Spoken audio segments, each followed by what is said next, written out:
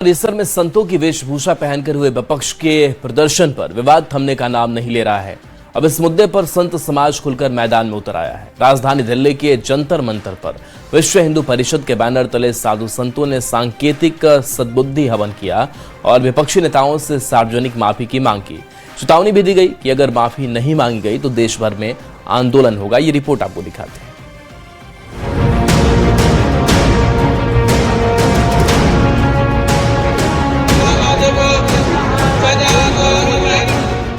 संसद परिसर में संतों की वेशभूषा पहनकर किए गए विपक्षी सांसदों के प्रदर्शन के विरोध में दिल्ली के जंतर मंतर पर विश्व हिंदू परिषद के बैनर तले संत समाज ने सांकेतिक सद्बुद्धि हवन किया।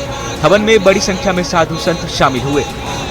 संतों का कहना है कि संसद परिसर में संतों के वस्त्र पहनकर राजनीतिक नाटक करना धार्मिक भावनाओं को ठेस पहुँचाने वाला है। उनका आरोप है कि इस तरह के प्रदर्शन से संत परंपरा और सनातन आस्था का अपमान हुआ है। विश्व हिंदू परिषद के द्वारा वो हवन का आयोजन किया जा रहा है और आप इसका नाम जो है वो आप देख सकते हैं कि सद्बुद्धि हवन नाम दिया गया। आपको बता दें कि शुक्रवार को यानी कि जिस तरीके से संसद परिसर में विपक्षी नेताओं के द्वारा एक चंदा चोरी, जो भी राम मंदिर में चंदा कथित चंदा चोरी को लेकर नाटकीय ढंग से जो प्रस्तुत किया गया है, इसको लेकर लोकसभा स्पीकर भी नाराज दिखे और उन्होंने भी हिदायत दी कि इस तरीके से भेष बदलकर संसद परिसर में आना संसद परिसर की गरिमा को ठेस पहुंचाना है और उसी को लेकर जो है वो आज यहाँ पर हवन का आयोजन किया जा रहा है। तस्वीरों के माध्यम से आप देख पा रहे होंगे कि तमाम यहाँ पर जो है वो संत यहाँ पर मौजूद हैं। वेद उच्चारण के साथ जो है वो सांकेतिक हवन का यहाँ पर आयोजन किया गया है। हवन के दौरान संतों ने विपक्षी नेताओं को सद्बुद्धि देने की प्रार्थना की। इस दौरान सांसद पप्पू यादव को लेकर भी नाराजगी जताई गई। संत समाज का आरोप है कि पप्पू यादव ने संतों की वेशभूषा में ये टिप्पणी की कि संत समाज चंदा चोरी करता है, जिससे पूरे संत समाज का अपमान हुआ। तमाम अलग अलग जगह से जो विश्व हिंदू परिषद के समर्थित लोग हैं, उनके जो समर्थित लोग हैं तमाम यहाँ पर पहुंचे हुए हैं अलग अलग जगह से, और जो भी यहाँ पर संत हैं वो वेद उच्चारण के साथ सांकेतिक हवन कर रहे हैं कि जिस तरीके से संतों के और सनातन के जो धर्म पर जो ठेस पहुंचाया गया उसको लेकर जो है वो यहाँ पर सांकेतिक हवन किया जा रहा है ताकि विपक्षी नेताओं को सद्बुद्धि मिले और जो इस तरीके का नृत्य करते हैं या लगातार संतों की चीजों को लेकर उनके मान सम्मान या संत को लेकर जो सवाल खड़ा करते हैं। संत समाज ने पप्पू यादव से सार्वजनिक माफी की मांग करते हुए चेतावनी दी है कि अगर माफी नहीं मांगी गई तो उनके खिलाफ देशव्यापी विरोध प्रदर्शन और घेराव किया जाएगा। फिलहाल इस पूरे विवाद ने राजनीतिक और धार्मिक दोनों स्तरों पर नई बहस छेड़ दी है। देखिए, सनातन धर्म का अपमान करने का किसी को अधिकार नहीं है। आप और अन्यत्र कोई वस्त्र पहनते तो हमें कोई आपत्ति नहीं है। और इस गलानी को देखते आज हमारे सभी संत समाज ने एकत्रित होकर कहा है कि ये जो आपने गलत कृत्य किया है ये आपको माफीनामा नहीं है। और ऐसे में दिव्यता और भव्यता को प्रदत्त करते हुए मेरा संत समाज में बहुत रोष है। और यहाँ पर जो संत समाज आए हैं आपके माध्यम से मैं कहना चाहता हूँ कि ये माफी योग्य नहीं है। चाहे पप्पू हो, गप्पू हो, सप्पू हो, कोई भी हो, इस पे उसको माफी मांगना चाहिए, पहली बात। और दूसरी बात ये संदेश जाना चाहिए कि जीवन में आप कुछ भी करो परंतु गेरुआ वस्त्र को बदनाम करने का किसी को अधिकार नहीं है। जो पप्पू यादव ने सनातन धर्म के साधु संतों का, सन्यासियों का गेरुआ वस्त्र पहन करके जो संतों का सनातन धर्म का अपमान किया है, ये आपत्तिजनक है। हम इसकी घोर निंदा करते हैं। उसके ऊपर हजारों सैकड़ों मुकदमे, भू माफिया, कई तरह के माफिया हैं वो, और उसमें सारे अपोजिशन ने उस भौंडा नृत्य किया है लोकसभा के अंदर। हम उसकी निंदा करते हैं। कोई तुमको नाटक करना था, जिन्होंने चोरी उनका मुखौटा लगा था, चोरों का जो जेल में है या जो नहीं पकड़े गए उनका लगा था। साधु ने किसने चोरी की? पूरे साधु समाज का अपमान किया है, इसका जवाब देना पड़ेगा। यदि उसने माफी नहीं मांगी तो पूरा हमारे सभी अखाड़े के साधु रोड पर उतरेंगे, जहाँ पप्पू यादव मिलेगा उसका घेराव करेंगे।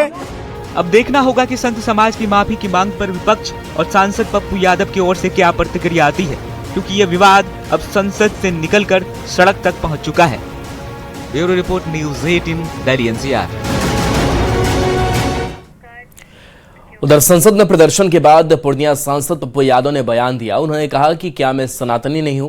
क्या गेरुआ रंग पहनने का मुझे अधिकार नहीं है? कुछ लोग गेरुआ पहन के राम मंदिर के चंदा की चोरी करते हैं, हम तो गेरुआ पहन के सनातन की रक्षा कर रहे हैं। साथ ही उन्होंने देश के अलग अलग हिस्सों में हुई एफआईआर पर प्रतिक्रिया देते हुए कहा कि जब राहुल गांधी, प्रियंका गांधी एफआईआर से नहीं डरते तो पप्पू यादव कैसे डर जाएगा। भगवा पहनने का राइट हमको नहीं है। जब गिरी को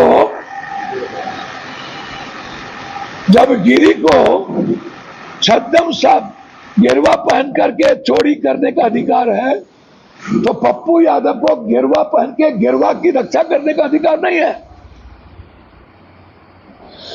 और मैं खीरा ककड़ी हूं क्या? मैं आ रहा हूं दिल्ली, अभी 5 बजे उतरूंगा। कॉमनवेल्थ गेम्स 2026 में हरियाणा का दमदार प्रदर्शन लगातार जारी है। बॉक्सिंग से लेकर कई खेलों में हरियाणा के खिलाड़ियों ने शानदार खेल दिखाकर देश का नाम रोशन किया है। खासतौर पर बॉक्सिंग में हरियाणा की बेटियों प्रीति और जैस्मिन के गोल्ड मेडल जीतने के बाद पूरे प्रदेश में खुशी की लहर है। करनाल के बॉक्सिंग प्रशिक्षण केंद्रों में भी इसका असर साफ दिखाई दे रहा है। करनाल में युवा बॉक्सर प्रीति और जैस्मिन की सफलता से बेहद उत्साहित है।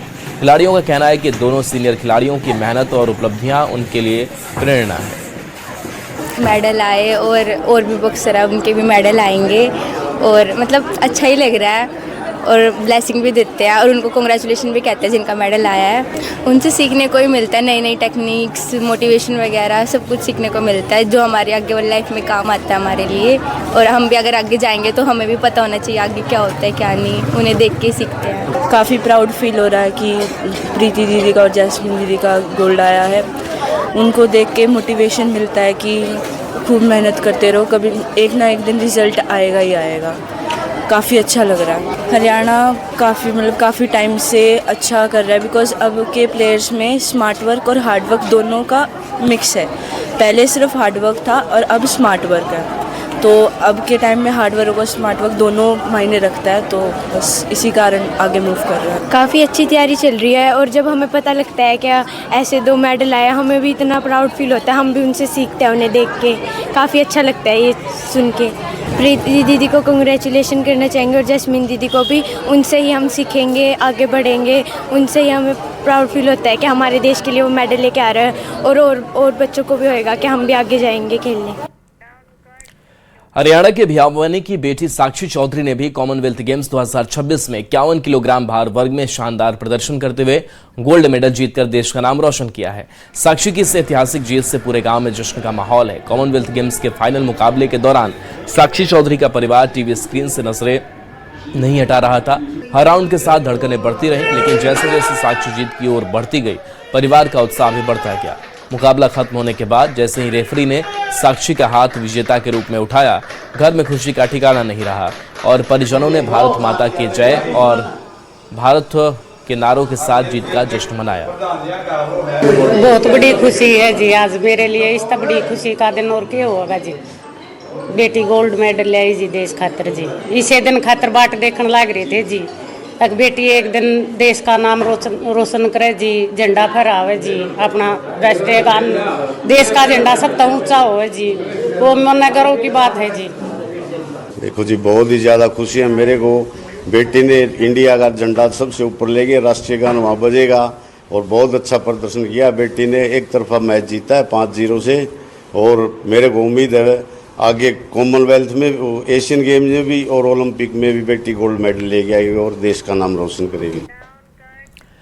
भिवानी की एक और बेटी प्रिया घड़घस ने भी गोल्ड जीतकर पूरे विश्व में भारत का परचम लहराया है। सैकड़ों लोगों ने बॉक्सर बेटी प्रिया के खेल को टीवी पर देखा। प्रिया ने 60 किलोग्राम भार वर्ग में जीत दर्ज कर गोल्ड मेडल देश की झोली में डाली। गोल्ड जीतने के बाद पूरे गांव में जश्न का माहौल है। उम्मीद थी कि बेटी गोल्ड लेके आज तो बहुत ज्यादा मेहनत कर रखी थी भारत के लिए। कितनी खुशी हुई, कैसे खुशी? बहुत ज्यादा खुशी है, सारे गाँव के परिवार वालों को, सबकी बेटी है वो। तो कैसे देखा मैच उसको बेटी? बस दिल बड़ा भावुक हो रहा था। बहुत ज्यादा खुशी है कि इसके बारे में कुछ बोल नहीं सकती, इतनी खुशी है। क्या खाती पीती है बेटी जो इतना मुश्किल में इतना दम बना है? विदेशी खाती है वो सारा, दूध दही मक्खन और चूरमा खीर अपना देसी खाना खाती है। तो भाई की कैसे स्वागत करेंगे उसका? गांव वाले बहुत अच्छा स्वागत करेंगे। बहुत खुशी है, मेरी बेटी ये कह के चल गई थी पापा गोल्ड लेके आऊंगी, आप घबराना मत। तो कितनी देर प्रैक्टिस करती है वो? 4 घंटे सुबह और 4 घंटे शाम को। वर्जिश बहुत ज़्यादा करती है वो, कोई कोताही नहीं बरती वर्जिश में।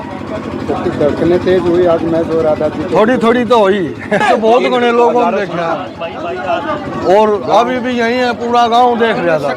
कितना खुशी है? बहुत खुशी है, पूरे गांव को खुशी है। तो आप आगे क्या करेंगे बेटे? आगे एशियन चैंपियनशिप में गोल्ड लेके आएंगे और मेहनत करेंगे और उसके बाद ओलंपिक में गोल्ड लेके आएंगे। नोएडा में एक ट्यूबवेल की टंकी में गिरने से 4 साल के एक बच्चे की मौत हो गई। यह घटना सेक्टर 113 में पार्थला गोल चक्कर के पास हुई। बताया जा रहा है कि बच्चा पानी पीने गया था, तभी हादसा हो गया। घटना के वक्त मौके पर नोएडा प्राधिकरण का कोई कर्मचारी मौजूद नहीं था। मृतक बच्चे के परिजनों ने नोएडा प्राधिकरण पर गंभीर लापरवाही के आरोप लगाए हैं। हादसे के बाद परिवार में मातम, स्थानीय लोगों में आक्रोश देखा जा रहा है। पुलिस ने मामला दर्ज कर जांच शुरू कर दी है।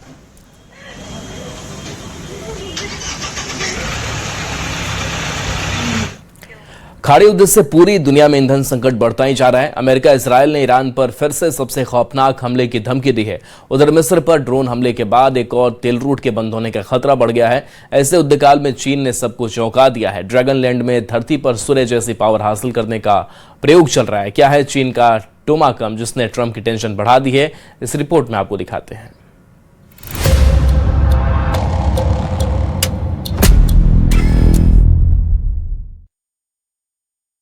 और ये होती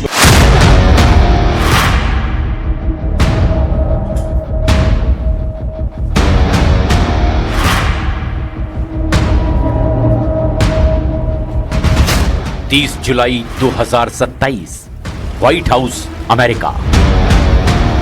ईरान पर पूरी रात बमबारी का ऑर्डर देने के बाद ट्रंप बहुत डरावनी घोषणा करने आए थे।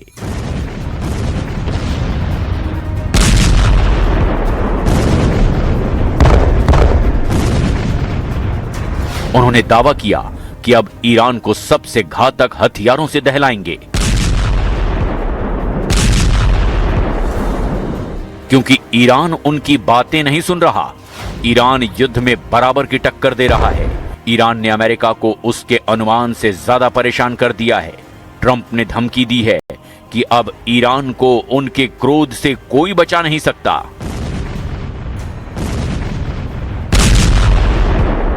It's our turn, and we'll see if we get there with an agreement at some point, but we're going to hit them very hard. Trump जब ईरान की तबाही की वार्निंग दे रहे थे, तभी एक सवाल ने उनका मूड खराब कर दिया। सवाल चीन का था, ईरान को मिल रहे चाइनीज हथियार का था। President Xi told you that China would not give or sell Iran any weapons. And there's a new report that Iran's about to get 400 rocket launchers from China going through Pakistan to Iran. Well, that would be surprising. I mean, things like that happen, but that would be surprising. He told me very strongly he wouldn't partake, and he knows I'd be quite disappointed. Chinese Academy of Sciences, Hefei, Anhui चीन। क्या आप अंदाजा लगा सकते हैं ये क्या है? क्या आप कल्पना कर सकते हैं कि चीन इससे क्या करने जा रहा है? क्या आप अनुमान लगा सकते हैं कि चीन किस बला को दुनिया के गले में घंटी की तरह बांधने की कोशिश कर रहा है? जब आप जानेंगे कि चीन क्या बना रहा है, जब आप जानेंगे कि ये क्या आफत है, जब आपको पता चलेगा चीन की सनक का, तो होश उड़ जाएंगे आपके। चीन की प्रयोगशाला की ये दृश्य अमेरिका को डरा रहे हैं। चीन का ये प्रोजेक्ट महाशक्तियों को युद्ध से ज्यादा खौफजदा कर रहा है। चाइनीज लैंड में चल रही खुराफात वैज्ञानिकों को चौंका रही है। लाल सल्तनत में आखिर ये चल क्या रहा है? हेफेई अनहुई चीन की राजधानी बीजिंग से करीब 1032 किलोमीटर दूर, चीन के सबसे मशहूर शंघाई से करीब 478 किलोमीटर दूर है। आसमान चूमती इमारतें, आलीशान सड़कें, चमक दमक में चीन के किसी भी शहर से कम नहीं है हेफेई। दिन में जितनी रौनक, रात में उतनी ही चकाचौंध। लेकिन इसी हेफेई शहर के एक कोने में चीन ने कुछ ऐसा कर डाला है जिसने वर्ल्ड वाइड टेंशन बढ़ा दी है। टेंशन ऐसी कि दुनिया भर के नामचीन संगठन और वैज्ञानिक चीन के प्रोजेक्ट का जोरदार विरोध कर रहे हैं। आखिर ये मामला क्या है? क्यों जिनपिंग के ऑपरेशन हेफेई ने हाई वोल्टेज थ्रिल बढ़ा दिया है? क्योंकि चीन खुद का सूरज बना रहा है। सही सुना आपने, खुद का सूरज।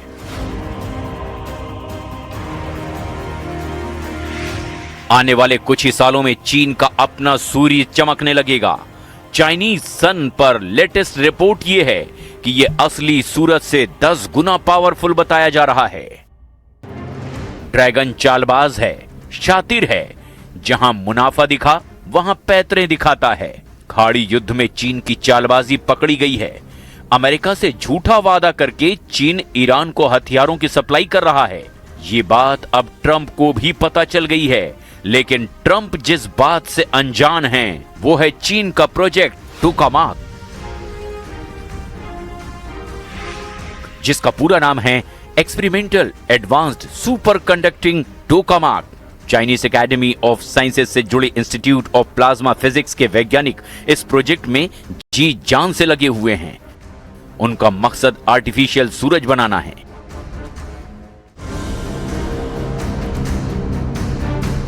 चीनी वैज्ञानिकों ने दुनिया का सबसे बड़ा 582 टन वजनी सुपर कंडक्टिंग फ्यूजन मैग्नेट बनाकर उसका सफल परीक्षण भी कर लिया है। ये विशाल चुंबक चीन के आर्टिफिशियल सन प्रोजेक्ट का मुख्य हिस्सा है, जो 10 करोड़ डिग्री सेल्सियस से भी ज्यादा तापमान पैदा करने में मदद करेगा।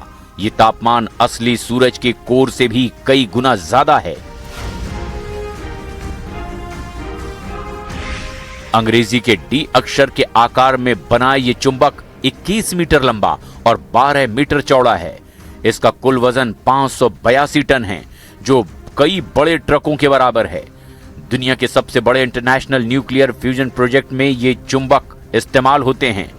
चाइनीज मैग्नेट उनके आकार से 1.3 गुना बड़ा है। वहीं इसमें एनर्जी स्टोर करने की क्षमता 3 गुना से भी ज्यादा है। ये चुंबक हाइड्रोजन के परमाणुओं को आपस में जोड़कर 10 करोड़ डिग्री सेल्सियस से भी ज्यादा का तापमान पैदा करने में मदद करेगा, जबकि असली सूरज के केंद्र का तापमान 1.5 करोड़ डिग्री होता है। यानी चीन का ये नकली सूरज असली से भी कई गुना ज्यादा पावरफुल होगा। चीन का ये जॉइंट मैग्नेट इंजीनियरिंग की दुनिया का अजूबा है। चीन का ये प्रोजेक्ट हर तरह की कंडीशंस के लिए तैयार किया गया है। Super conducting fusion magnet -269 degree से भी जानलेवा बर्फीले माहौल में अगले 60 सालों तक बिना किसी खराबी के काम कर सकता है। वैज्ञानिकों ने मैग्नेट के अंदर बिजली के बहाव की रुकावट को लगभग खत्म कर दिया है। नतीजा ये है कि इसमें 1 लाख एम्पियर से भी ज्यादा का बिजली करंट बिना किसी बर्बादी के दौड़ सकता है। चीन ने तकनीक के जरिए दुनिया पर राज करने का 3 स्टेप वाला रोड मैप तैयार कर लिया है। पहला है साल 2027 के अंत तक अपने बर्निंग प्लाज्मा एक्सपेरिमेंटल टोकामाक को हर हाल में पूरा कर लेना। दूसरा, 2030 तक कृत्रिम सूर्य के जरिए इतिहास में पहली बार कमर्शियल बिजली बनाना। चीन का तीसरा और आखिरी टारगेट, दुनिया का पहला चीन फ्यूजन इंजीनियरिंग डेमोन्स्ट्रेशन रिएक्टर तैयार करना है, जिसके जरिए पूरे चीन को हमेशा के लिए मुफ्त और अनलिमिटेड बिजली सप्लाई की जा सके। लेकिन ये होगा कैसे? चीन अपने मिशन के कितने करीब है? चीन का मिशन अमेरिका और महाशक्तियों की टेंशन कैसे बढ़ा रहा है? चीन के और कितने कांड हैं जो फियर फैक्टर बने हुए हैं? ड्रैगन के डेंजरस प्रोजेक्ट की लिस्ट ही सबसे पहले देख लेते हैं, फिर होगा प्रोजेक्ट टोकामाक का पोस्टमार्टम। चीन ने एक तैरता हुआ आर्टिफिशियल आइलैंड बना रखा है। साउथ चाइना मॉर्निंग पोस्ट की रिपोर्ट के मुताबिक चाइनीज आइलैंड 138 मीटर लंबा और 85 मीटर चौड़ा है, जिसे न्यूक्लियर धमाके झेलने के लिए डिजाइन किया गया है। यह 78,000 टन का सेमी सबमर्सिबल ट्विन हल प्लेटफॉर्म दुनिया का पहला mobile self sustaining artificial island है। समुद्र में तेजी से सफर करने वाला यह नकली द्वीप चीन के लिए एक बड़ी ताकत साबित हो सकता है। ये इस तरह का दुनिया का पहला द्वीप है साल 2028 तक Chinese artificial island full force action में आ जाएगा। चीन ने दक्षिण चीन सागर में कई आर्टिफिशियल मिलिट्री आइलैंड बना रखे हैं, जिसमें एंटेलोप रीफ सबसे विवादित नाम है। पैरासेल द्वीप समूह में मौजूद एंटेलोप रीफ को भी लेकर चीन का ताइवान, वियतनाम, फिलीपींस, मलेशिया और ब्रुनई से विवाद है। चीन की तकनीकी ताकत से अमेरिका कितना अलर्ट रहता है, इसे कनाडा के वैंकूवर एयरपोर्ट पर एक गिरफ्तारी की स्टोरी से समझा जा सकता है। 1 दिसंबर 2018, वैंकूवर, कनाडा। मैक्सिको से चीन जा रही फ्लाइट वैंकूवर में कनेक्टिंग पड़ाव पर रुकी थी। सभी मुसाफिरों को ट्रांजिट प्रक्रिया से गुजरना था, लेकिन अचानक वैंकूवर एयरपोर्ट पर हड़कंप मच गया क्योंकि एक हाई प्रोफाइल हस्ती को सुरक्षा बलों ने गिरफ्तार कर लिया। गिरफ्तार की गई थी मेंग वानजोउ। मेंग उस वक्त दुनिया की सबसे बड़ी टेलीकॉम कंपनी हुआवेई की चीफ फाइनेंशियल ऑफिसर थी, जिन्हें अमेरिका के कहने पर कनाडा ने गिरफ्तार कर लिया था। अमेरिका का दावा है कि हुआवेई ने ईरान पर लगे अमेरिकी प्रतिबंधों को नहीं माना और स्काईकॉम नाम की कंपनी बनाकर ईरान से कारोबार किया। मेंग वानजोउ की गिरफ्तारी से बौखलाए चीन ने बदला लेते हुए 2 कनाडाई नागरिकों को हिरासत में ले लिया। वो नाम थे माइकल कोवरिंग और माइकल स्पैवर। हालात तब और ज्यादा खराब हो गए जब ट्रंप ने खुद इस मामले में दखल दे दिया। चीन ने भी अमेरिका के खिलाफ ट्रेड वॉर का ऐलान कर दिया। अमेरिका ने हुआवेई पर प्रतिबंध लगाए और सहयोगी देशों पर भी दबाव डाला। इसकी वजह डेटा नेटवर्क पर चाइनीज डाके का खतरा था। इतना ही नहीं, चीन को साइबर वॉर में टक्कर देने के लिए अमेरिका ने सेमीकंडक्टर और एआई सुपर कंप्यूटिंग पर प्रतिबंध लगाए। अमेरिका चीन के स्पेस प्रोग्राम पर पैनी नजर रखता है क्योंकि चीन अंतरिक्ष युद्ध के लिए सबसे ज्यादा जोर लगा रहा है। स्पेस वॉर के लिए चीन ने अपना अंतरिक्ष स्टेशन तियांगोंग बना रखा है। दूसरे देशों के सैटेलाइट पर खुफिया निगरानी के लिए चीन ने याओगान सैटेलाइट सीरीज लगा रखी है। चीन ने 11 जनवरी 2007 को अपनी पहली सफल direct ascent anti satellite missile का टेस्ट किया था, जिसमें जमीन से दागी गई मिसाइल ने 865 किलोमीटर की ऊंचाई पर पुराने मौसमी उपग्रह फेंग युन 1C को तबाह किया था। चीन की स्पेस फोर्स अमेरिका के टक्कर की है, लेकिन समंदर में और जमीन पर चीन अमेरिका से 4 कदम आगे चलने की तरकीबें खोज निकाल रहा है, जिसका latest version made in China सूरज है। चीन के प्रोजेक्ट टोकामाक से जुड़े साइंटिस्ट कौन हैं, अब ये भी जान लीजिए। Chinese artificial sun project Song Yun Tao lead कर रहे हैं। चाइनीज एकेडमी ऑफ साइंसेज के प्लाज्मा फिजिक्स संस्थान के director general Song nuclear fusion specialist हैं। सोंग युन ताओ की टीम में गोंग शियानजू दूसरा बड़ा चेहरा हैं, जिनकी लीडरशिप में 20 जनवरी 2025 में ईस्ट रिएक्टर ने 1066 सेकंड तक के लगातार हाई कन्फाइनमेंट प्लाज्मा को रोके रखा। इतने लंबे वक्त तक प्लाज्मा को कंट्रोल करके चीन ने वर्ल्ड रिकॉर्ड बनाया और अब 582 टन के सुपर मैग्नेट की सफल टेस्टिंग ने चाइनीज टोकामाक प्रोजेक्ट को नया मकाम दे दिया है। मगर जिस प्रोजेक्ट पर चीन इतना इतरा रहा है, उसका आइडिया चुराया हुआ है। कहानी बेहद दिलचस्प है, ज्यादा पुरानी भी नहीं।